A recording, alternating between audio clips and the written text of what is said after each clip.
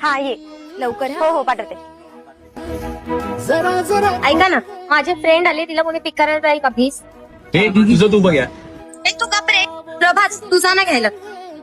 अगं हा काय जाईल, ह्याच्या गाडीची बॅकसीट फक्त याच्या बायकोसाठी आहे.